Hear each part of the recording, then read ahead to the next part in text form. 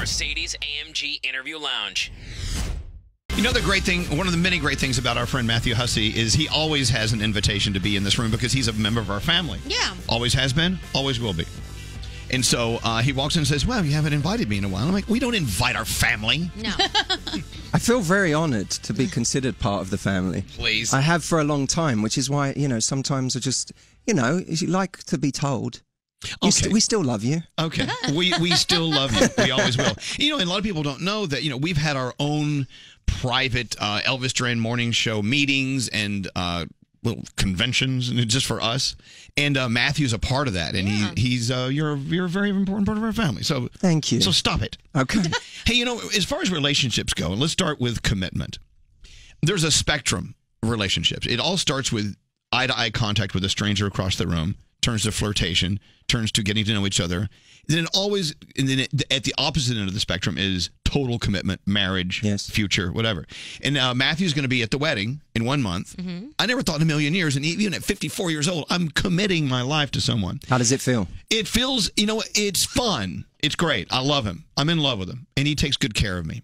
And I need him in my life, as I know he needs me in his life. So there's definitely that back-to-back in the woods, protecting each other thing. Yeah.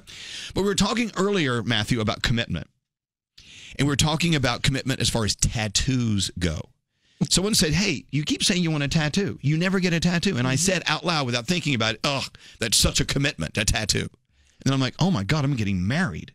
Yes. Commitment. You know what? I had a conversation with someone about their tattoos recently. Because I've always said the same thing. They terrify me. I don't dislike tattoos. I actually like them on other people. Just the idea of me, the comparison I've always made is I've never bought a piece of clothing I've liked my whole life. Oh. Right. Ever. Right. So why would I think there's something I'm going to put on my body I'll like my whole life? And then someone who has a lot of them said to me, yeah, but one of the things that's important to me is I don't feel committed to the same meaning of my tattoo my whole life. Right. So I have the tattoo, but it might have a different symbolic meaning to me this year than it did last year. I constantly reinvent the meanings. And that, to me, is actually the key to commitment. Whether it's a job or a relationship or whatever, it's the people that truly stay committed to things are the people that don't just rely on the old meanings. But you see, a tattoo is a permanent looking thing. It is what it is, and you can change the meaning in your mind. But people, you're talking about a relationship between two people. You're talking about two people in two different lanes who are experiencing life at different speeds. Yes. And, you may be committed to a relationship for 1 minute, and the next minute it's like, well, wait a minute. It's not what it used to be. And there's nothing wrong with that. That's just the way it is. You should never feel like a failure getting out of a relationship. That's why when relationships end, or like mine have, I've done everything I can to say, hey, you know what?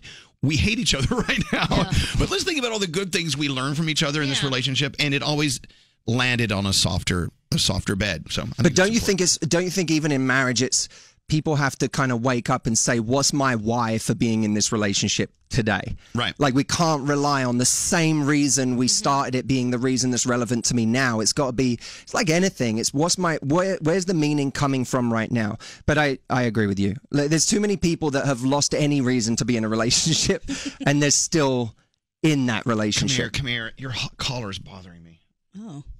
Fix you that. just All wanted to touch him. You can fix my collar anytime you want, Elvis. I fixed his collar. All right, so Matthew has been a part of our show for so many years, and it seems like there's always a new headline every year about where relationships are going. I don't want to say there's a new trend in relationships, but what are you seeing now? When you do your incredible Matthew Hussey get-togethers with people and you sell them out, what is like the biggest question trending right now or thought that you're tackling? There's a couple. Firstly, for anyone out there who doesn't know me, there's like a quick story that I've realized tells the story of the last 10 years of what I've done. The first is when I got into this, my kind of blunt approach as a guy to helping women in their dating lives, which is what I've done for a decade now, was women need to create more options. Because when you don't have options, you make poor choices. So then I would say, okay, to create more options, you've got to make the move. Women would say to me, I don't feel like I should make the move. I feel like he should make the move. because I'm old-fashioned. I'd then say, then you have no idea what old-fashioned really is. Because old-fashioned was 100 years ago, a guy standing there that you liked, a woman walking past him, seeing that she was attracted, and then dropping her handkerchief. Right. She would keep walking. The guy would see the handkerchief. He'd pick it up and think this is an extraordinary opportunity to be a man. He'd walk the handkerchief over and he'd say, "Madam, you dropped this." And she'd say, "Did I?" And they'd now have a conversation that he thought was his idea, but it wasn't his idea. She chose him. So when I started this 10 years ago, I said to women, I'm not asking you to go and do all of the work for the guy. I'm just asking you to learn how to drop the handkerchief, right? You can still allow him to think it was his idea, but you got to drop the handkerchief. So I started giving women ways to drop the handkerchief. And one of the most important ways to drop the handkerchief is just to be warmer.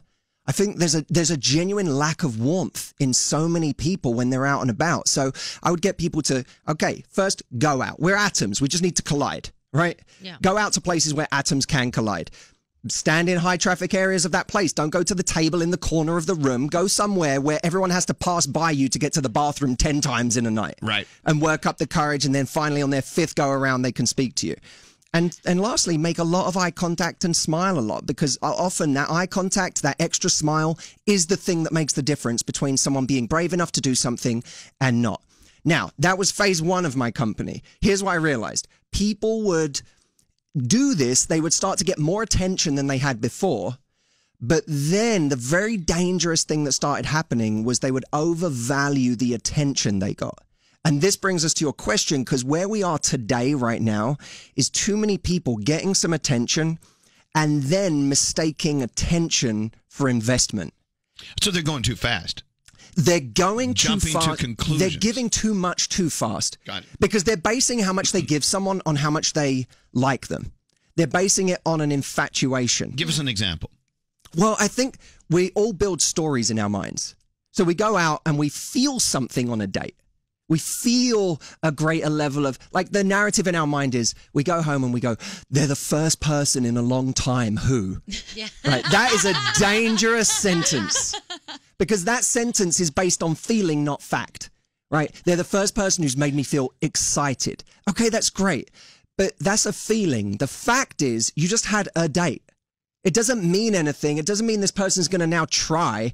And there are too many people. One of the great issues of dating right now is people who want to be in a serious relationship, who are stuck in a casual relationship.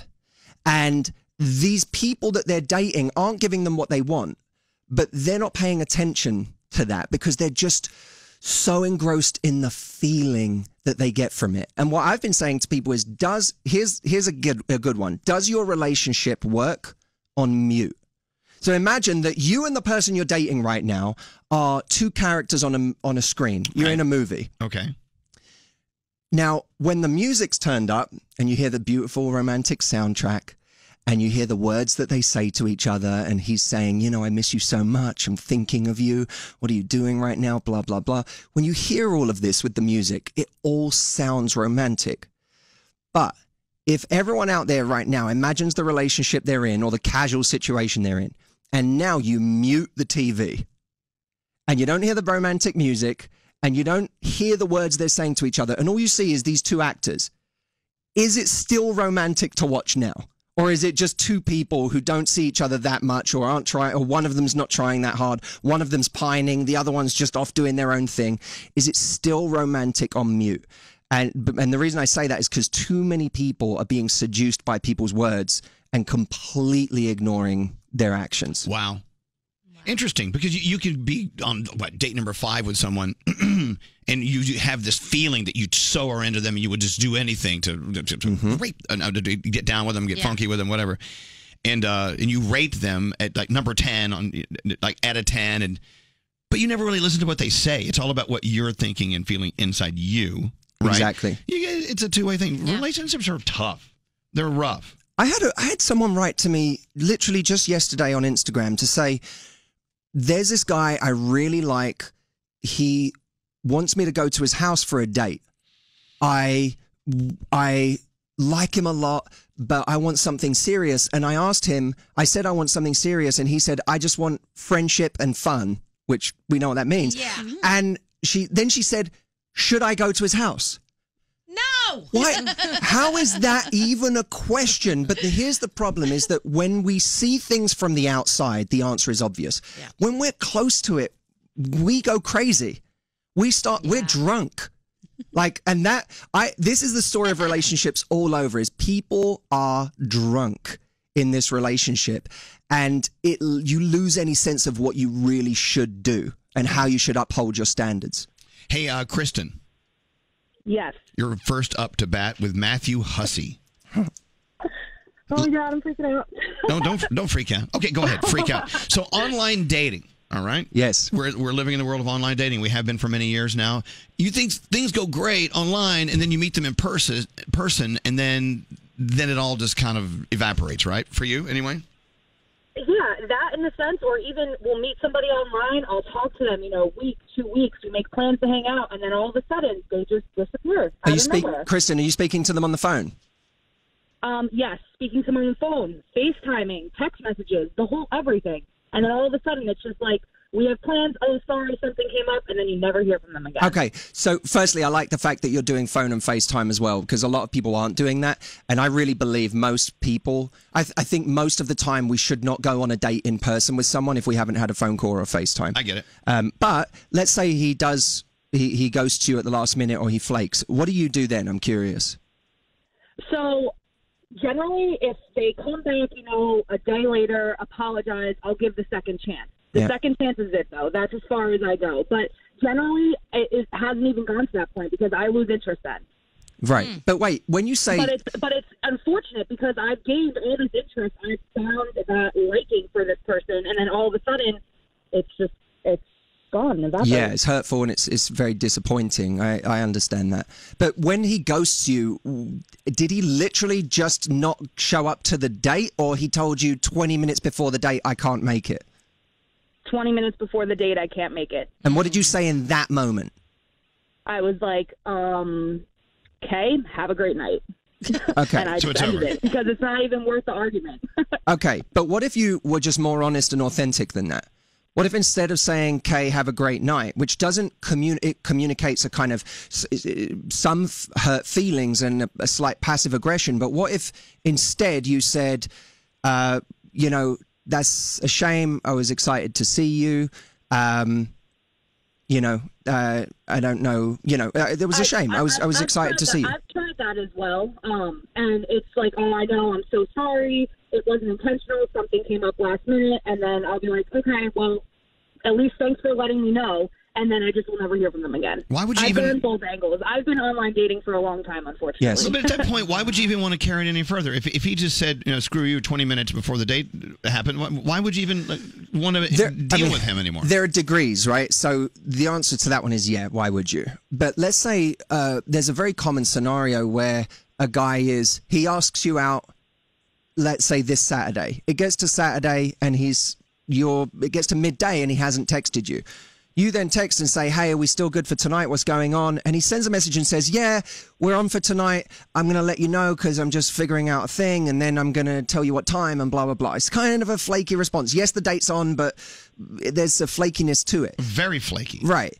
And that's the response that generally always happens. I really believe that we should be much more honest with people in general and say to them, it gets to 6 o'clock, and you say to that person proactively, hey, I was excited about tonight, but I don't really know what's going on because you haven't really it doesn't seem like you've got a plan and I don't have a time, so I'm a little confused. That's it.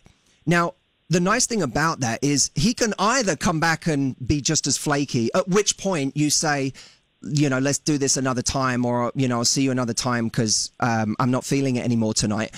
Or he's going to come back and be like, oh my God, you're so right. I'm sorry. I'll see you. I'm going to pick you up at 8. And he gets better. I think so many of us are being so guarded with our feelings that we're not even shining a light on the elephant in the room, which is that you're being difficult, you're being flaky, you're not showing up for this or whatever. And we do far better if we had an authentic approach to how we actually feel. The problem is people think authenticity is weak. Like, oh, if I tell him I was excited about tonight or whatever, that's vulnerable. And vulnerable means he now knows that I like him as much as I do. No, it doesn't. All that means is I was excited about tonight. You can rapidly become unexcited about someone based on what they do next. Yes, so authenticity. And by the way, meet people out there in the real world too. Why are you just online dating would be my question. Wow. We got to take a break. Coming up, Pam is at a crossroads. Move in or break up. Oh, boy. Plus, let's talk about love myths. We think we know it all. No, we don't. You know, our buddy Matthew Hussey hasn't been here in quite some time, but you wouldn't know that because we have my assistant, Andrew. My assistant, Andrew, who does the best Matthew Hussey impersonation. He does. Not true. Not true. Well, so to you, no, here, Matthew. I mean, Andrew. It's like an English Michael Jackson. It's very strange. Okay, so Matthew, just give me like 10 seconds of the butterfly. Go.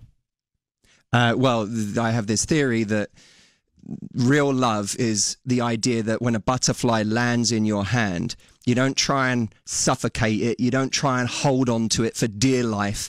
That instead, you put one hand up to shield it from the wind, and the butterfly stays in your hand, not because it has to, but because it sees the value in staying. That's a true relationship. And it's a beautiful thought. You made me cry the first time you told that story. And since you haven't been in a while, we had Andrew. Andrew, tell me about the butterfly. You know, I often think the same thing. It's important to shield your love like a butterfly and really try and convey that love. Open it up to the winds and let it fly away. It's extraordinary. Firstly, sometimes I pronounce T's. Not true. So, in your absence, Andrew has been doing our love expert. Of course, he knows nothing about love. No, I actually am lonely and single, so thank you very much. Andrew's the most lovable person ever. No, we love you, Don't make Andrew. me feel sorry for you after you've just mocked me. Never in mocking Matthew. There's my name pronounced with 2 F's. Yes, it is Matthew. It's Matthew. Matthew. I love you, Andrew. Thank you. It's Andre. Thank you. Andrew. Matthew. Andre. Line 7 is Pam. I've been dying to get to this call. Pam. Oh, my God. Hello. She's on an airplane. Close the window. Hey, Pam, thank you for holding for so long. You are 14 years older than your boyfriend, right? Yep. And you're ready to take some next step. What does that mean for you, next step? So, I feel like life is short. So why? I mean, we've been together for 4 years. Took a break for about a year and a half, but stayed friends. And he's still, to this day, one of my best friends. And everything has gotten better. Communication, sex, everything is better. But he's super guarded. So if a stranger walks by with a dog, he immediately is like, "Oh my God, I love you, I love you, I love you" to this dog. And yet, after 4 years, he finally can say it to me. Right. So I'm at the point now where it's like, okay, I think we should move in together, and at least, what's the harm? There's nothing to lose. What does he say back to you when you say, "Hey, next step, natural progression of things, let's move in with each other"? What does he say? How does he respond? He's scared. He's like, I don't know if I'm ready for that. But yet he's not happy where he is. So he's just really scared. So have you said to him, well, at what point do you think that will change for you? Or do you have an idea of what timeline you're interested in moving in together? Because that's something that's important to me in a long-term relationship. I didn't say it quite like that. I kind of said, I'm not going to ask you again, but I also don't want to wait another year. And then what? How long? When was the last time you said that? Saturday. Okay. So, look, here's one of the common misconceptions that really gets people hurt, is that it's not enough for two people to enjoy each other's company or to think that each other are amazing. You also have to have lives that are in sync on some level. You have to have goals that synergize. You know, you have to want the same things on a, you know, on one level. So for you to be wanting to move in with this person and he doesn't, might make him wrong for you. Like, just because you have a great connection with this guy, it doesn't make him right for you. If his goals are different, he's at a different stage of life, or he's too scared to actually go to the next stage, it doesn't make him right for you. And all over the world, there are people who think that the person they're connected to is right for them simply because they have a great connection. But that's not true. Right. Do you see what I'm saying? Sure. So it's a hard pill to swallow. It's extraordinarily difficult. And this is why, Pam and Matthew, I must assume this is why people stay in relationships for 15, 20 years, still waiting for something to happen. They thought, they're going to change. And the next thing you do is you wake up and it's a dozen years later. Yeah. But you have to never make the mistake that someone you're with, no matter how much they love you, cares about your time as much as you do.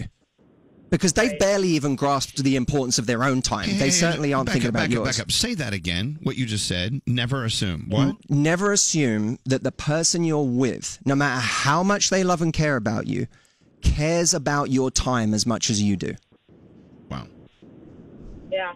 Because I promise you, even people that care about you will inadvertently waste a decade of your life if you let them. Oh, jeez.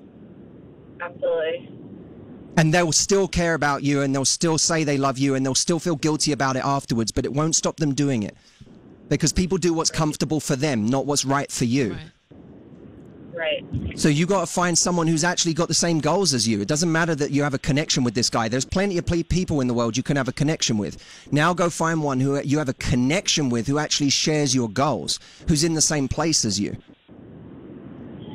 And in terms of age, I generally date younger. Is that something I should try to stay away from?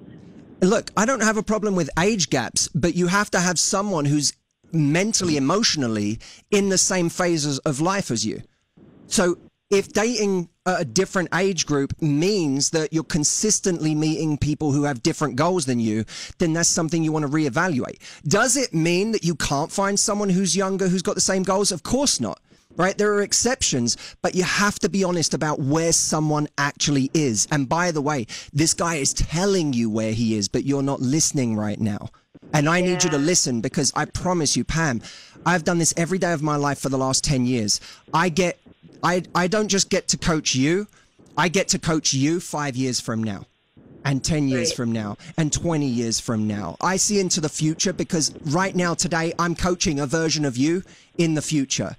And she's distraught that she wasted another 5 or 10 years with a guy who told her what she needed to hear 10 years ago. And there you go. Thank you for your call, Pam. Wow. There you have it. Something to think about. Yeah, Nate says, well, ask her what she's going to do now. I would never put someone on the spot like that. She needs time to process it. Yeah, eat your food and digest it. Yeah, something you didn't do well the other day. She had her mind made up. Just to the tone of her voice. Hey, thank you. Hold on. Before we take another call, I'm going to talk about getthefreechapter.com. Yeah, I have a program called How to Talk to Men, which literally is the most practical program you'll ever find for your dating life. Now, how do you know how to talk to men? Oh, that's right. You are one. Oh, that's right. What I find people are sick of is cliches in dating. You know, you just need to get out there. You just need to open your heart. You just need to do this. People want practical advice. And the whole point of this program is to give exact things that people can say that create attraction with the person they want. And so this chapter, which is you can go and download at getthefreechapter.com, is literally a chapter taken from this program that you can have for free. I'm giving it away to the audience today. And it's all about how to flirt and how to create massive attraction. It literally gives you, if you have a guy in your life right now that you're thinking about, you can literally use these things that I put in this chapter today to create more attraction. Let me tell you something kind of funny about the advice that Matthew gives you. You can actually use this advice when you're in a relationship already. That's true. Like I can go, I was reading this morning about how you were in a relationship for several years or whatever, and it turns into routine, or it turns into like, oh God, I totally forgot they exist, whatever. Go home tonight and flirt. Yeah. See what it gets you. Never stop flirting with your partner. I think that's one of the great keys. So yeah, that's at getthefreechapter.com for anyone who wants it. Yes, getthefreechapter.com. Matthew's been flirting with me since he walked in. Oh, I just downloaded it. That was so easy. What is it? Flirting? What is it? It says how to talk to men. How to talk to men. The free chapter. Oh, there you go. Yeah. The free chapter. So go there now. Literally within seconds, you'll have something that you can text or say in person to the guy that you like. Hey, so our friend Allie is in here. I hate to put you on the spot, Allie. Hi, Allie. Allie Gold. Allie, Gandhi was saying that you were just back here talking to yourself, mumbling to yourself. Like when Matthew would make a statement or come up with an idea, you would go, I don't know. It's not going to work for me. Yeah, I was making noises, definitely. Like, Gandhi, what did you hear her say? So one of the things he was talking about was dropping the handkerchief. And she's like, I need to figure out how to do that. And then another thing was dating. And, maybe a first date means something. And she said after every first date, she's like, this is the one. She knows it. So, I tell someone so that at my wedding, they'll be like, oh, well, she knew he was the one the first date. You're a psycho for that. If only it worked like that. But actually, with the handkerchief, I feel like all my relationships in the past have been someone I was friends with that blossomed into a relationship. And now I'm really cutting that out and trying to meet new people. So how do you drop the handkerchief for someone you just met at a bar or someone you've been on one date with? Well, if you're on a date, then you already dropped the handkerchief. Oh, I guess that's true. You already got to that point. But listen, you got to do the obvious thing. That everyone's trying to find something really clever. We're all trying to be too clever. Instead, we need to go out, look up from our phones, and make far more eye contact than we normally do.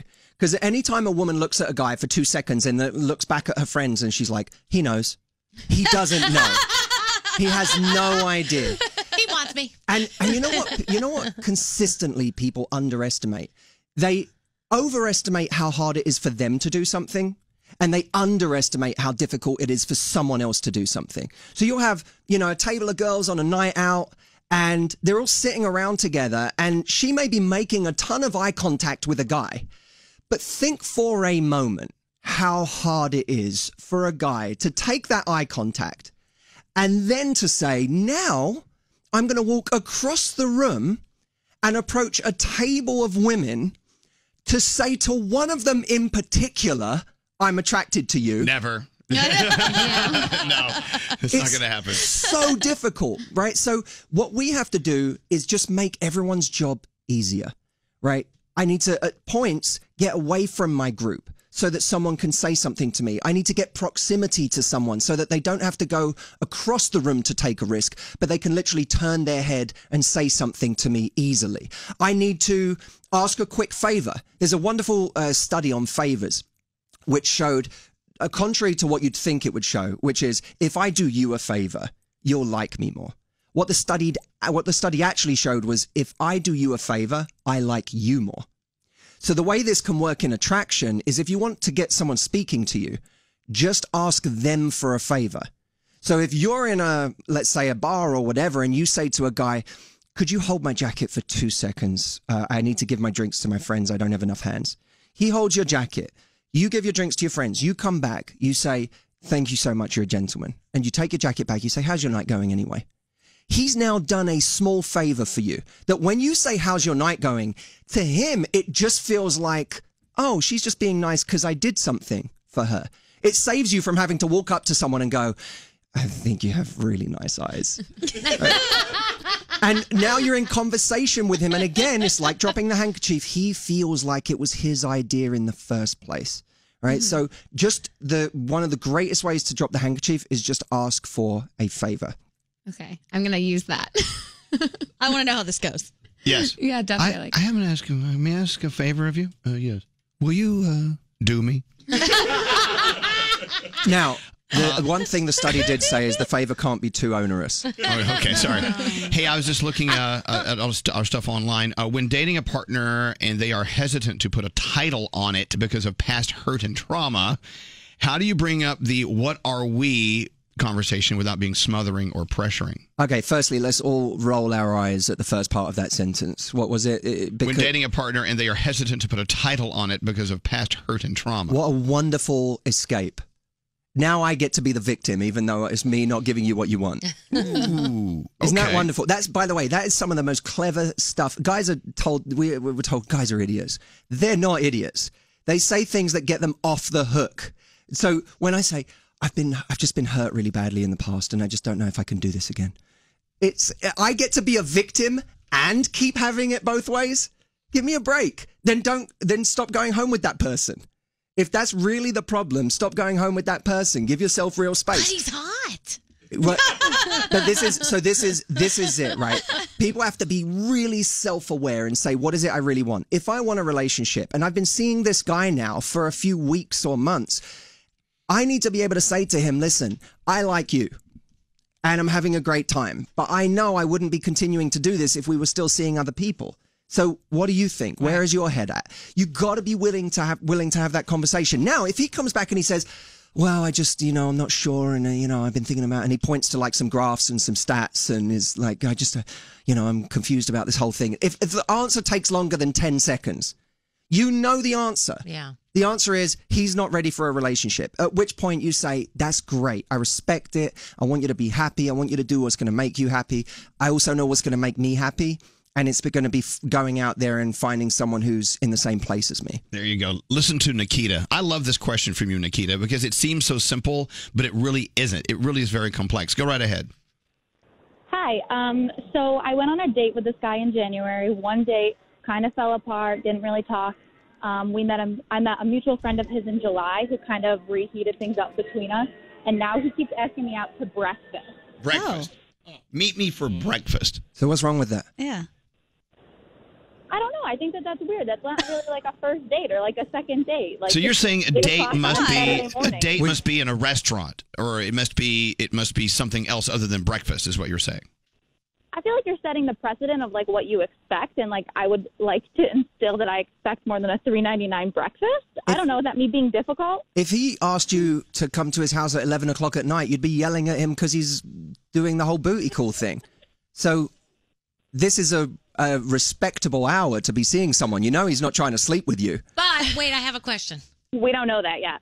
My question is, what if he's in another relationship and the only time he has free is breakfast because his significant other is going to work or whatever? Danielle's right in the whole place. Well, it's a good question. Possible. But what if he's leaving it open till you guys have a great breakfast and you can hang out all day? Here's my question: Why does everyone have to make such a big deal out of it? He wants to see her. Go to breakfast. Yeah. I mean, maybe he likes waffles. We don't know. I don't know. I mean, the fact is it's not Matthew. Seriously, Danielle, Gandhi. Yeah. It's not like he's saying, "I hate you, so therefore I'm only going to give you breakfast time." He wants to hang out with her and say hi. And how many times has he asked you to breakfast? Well, he asked me like a week ahead of time to go to a breakfast on a specific date, and he's asked me twice. Okay, so you're the difficult one here. Yeah. He's planned. Firstly, he's doing this is what makes dating so confusing. He's asking you in advance. You know how many women come to me and say, I wish a guy would make plans instead of asking me at the last minute to do something? He's asking you in advance. He's giving you a specific day. He's asking you at an hour where it's clear that he's not trying to take you home at that hour, because what guys do when they want to take you home is they take you out as late as possible and as close to their house as possible. With alcohol. Right, with alcohol. So he's not trying to do that, at least straight after breakfast. He's just trying to see you. Now, the only caveat to that is what Danielle said, which is if that is the time that he's picking because he's got something else going on, then that's a big caveat and that's a problem. But there's nothing wrong with a guy asking you out to breakfast. I actually think that's a cool date. Oh, man. Wait, hold on. She's so disappointed in our answers. All right, Nikita, I know. Look, he's asking you just to hang out. I mean, a date is a date is a date. I mean, why do we have to have these restrictions? It's not a date unless it's these things. Well, maybe it'll turn into that if it's interesting. Go and see what happens. You know what's kind of great about a breakfast? It's so simple and so fast. You can get in there, spend time with him, and you may be the one that says, no, I don't want to have another moment with this guy. But I got, waffles. And then you still have the rest of your day to do whatever you want. Go do All it. right. Well, thank you for the advice. No, you hate it. She's not going to listen. See, you're expecting this guy to want to take you out and be your full-time committed boyfriend. Yeah. Just go ahead and get to know him. What's wrong with that? Why are you in such a hurry? I don't know the answer to this question. Just, you know what? Are you sort of interested in him on the surface? Interested in him, like, just on the surface? Yes or no? I don't think so. I think that like going on a date in January and then kind of ghosting me and now coming back because we have a mutual friend kind of like makes me hesitant. Then why are you even thinking about him? Move on. All right. You're waffling. By the way, the number one reason that people focus too much on one person is they're not creating options elsewhere. So you got to go create some more options. Nikita, you deserve better than that. Go. Good advice. Go get it. Yeah, it is great advice. That's why he's Matthew Hussey. What's scary? Matthew, I've loved everything you said up until this point. Go on. I think that this guy is not going full throttle here. He's investing time, but not money. He's got to go. He's got to show her a good dinner. No, he doesn't. You can't just do breakfast. Why are you guys rushing everything? Yeah, but this is her first. She hasn't even But gone by the out way, with him if yet. people would think if this guy took her out and spent a ton of money on her to impress her early on, people would think that was gross. Yeah. Right. And time is more valuable than money. You don't get time back. You can get money back. Right. Look, in this day and age where time is so important and we don't have it. Right. You go, look, you know what? It's early in the morning. My day hasn't started yet. I can just go have breakfast with her, just say hi and get to know each other. What is wrong with that? Well, she's not showing me value by taking me out to an expensive dinner. Well, no, you don't even know him. Nixon? You guys are rushing into this. I'm not a It's like, you know what? You were talking about this earlier, Matthew. We build these scenarios and these stories in our head. It just sometimes it's difficult just to hop in the river and let the lazy river take us where it wants to take us. Yes. Just go. And if it works out, great. If it doesn't, this is the first relationship that didn't work out. Look, we're all in great relationships one minute and not the next, or sometimes we're in a great relationship forever. That's just the way of life. It's just the way it is. Damn it, scary. Damn it, scary. And of course, cheap bastard Dave Brody over here. What if he's got a coupon? Well, then I see that as a good thing. Then he's at least see you use it. That means he's good with his money. Anyway, so I want you to do me a favor. I want you to go to getthefreechapter.com and check out what Matthew's giving you for free. Then he lures you in. Mm-hmm. You really are fantastic at what you do. People really should do that because that last caller was a prime example of why people need to create more opportunities. All over the world, there are people who are just obsessed with this one person. And if someone better came along tomorrow, they wouldn't be. But the reason they don't have someone else is because they're not actually out there being proactive. So this gives people specific ways to do that. A free chapter. Huh. It's complimentary. The word free is so cheap and tawdry. Yeah. Anyway, so getthefreechapter.com. I want you to check it out now. It's so important. And having you back in the saddle with us is kind of fantastic. I said this during the break. It's never long enough. I always feel like we need more time. Have we run out of time? Yeah. Is that it with me? Oh, that was so sad. No. You can stay until the cows come home, as they say. Anyway, we love you, Matthew. I love you too. Everything Matthew Hussey we're all about, and we'll see you at the wedding. I can't wait. And I really can't wait. The good thing about you at my wedding is if Alex dumps me, it's you, baby. Plan B. You're next in line. I'm the stand-in. I'll make sure not to bring anyone. You're the understudy. Yeah, don't take sand to the beach. I'll come alone. No, whoever it is, we'll take care of them. Anyway, thank you for coming. We'll lock them in a closet. We'll lock them in a closet, like I've done all the others. Matthew Hussey, thank you. The Mercedes-AMG Interview Lounge.